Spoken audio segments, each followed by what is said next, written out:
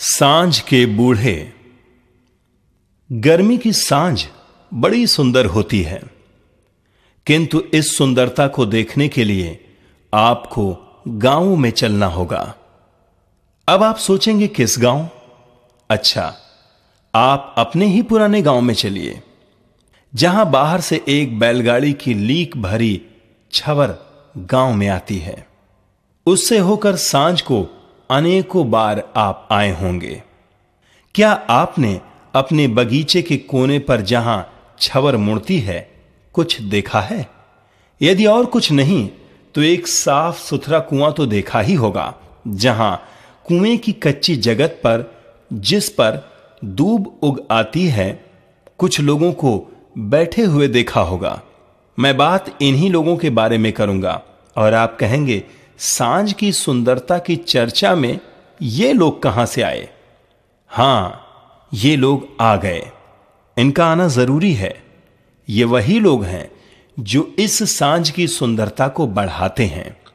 जिस प्रकार सूरज की पश्चिम की ओर ढरकती स्थिति और बगीचे के इधर पूरब ओर सघन छाया का उतर आना सत्य है, उसी प्रकार इन 4-5 लोगों का नियमित रूप से इस कुएं पर आकर बैठे मिलना सत्य है। ये खाते पीते किसान परिवार के मोटे मोटे सुखी और बूढ़े अधबूढ़े लोग हैं। नंगे बदन कुछ गंजी पहने बैठे सुरती मलते बातों में मशगूल हैं। बातें क्या खत्म होने वाली हैं? जैसे यहां सांझ अनंत है और रोज रोज उतर आती है, उसी प्रकार इनकी बातें भी हैं। नित नई बात चलती है। तनिक देर के लिए टूटती तब है जब कोई उस रास्ते से निकलता है। कहां घर है, परंतु वह सांझ, वे लोग और वह पूरा परिवेश ताजा बना रहता है। बात बहुत दिनों की है, कम से कम 30-32 वर्ष की। एक बार उधर से गुजरते हुए उन लोगों ने मुझसे पूछा कि मेरे गांव का नाम क्या है। मैंने अपने गांव का नाम बताया तो फिर लोगों ने पूछा कि कहां जाना है।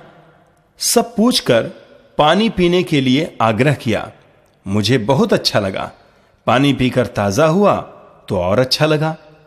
इसके बाद मैंने देखा कि दिन भर की कठिन तपन के बाद मोहक जुड़ासी लिए सांझ की छाया धीरे धीरे उतर रही है। सूरज ढल गया है, धूप उतर गई है। अत्यंत हल्के झीने धुंध की छाया में उतरती सांझ के सन्नाटे को वे बहुत मामूली जीव हैं, जो अत्यंत कलात्मक मोहकता से भंग कर रहे हैं। कहते हैं ये झिल्ली या झींगुर हैं जो ऐसा अनहत नाद करते हैं। इन्हें मैंने कभी देखा नहीं। उस कुएं पर बैठे बैठे क्षण भर में ही उस दिन जो इसकी मुझे अनुभूति हुई, वह अत्यंत जीवंत है, कभी भूलती नहीं, आज भी ताजी है। लेकिन आज सचमुच गांव बदल गए हैं, लोग बाग बदल गए हैं।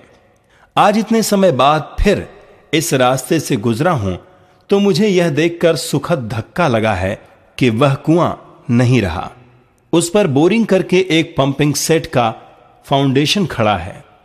वे लोग अब नहीं रहे। क्या हुए वे लोग? यहां से सीधे जाने वाला रास्ता भी नहीं रहा। चकबंदी की चक्रोड दक्षिण ओर से खुल गई।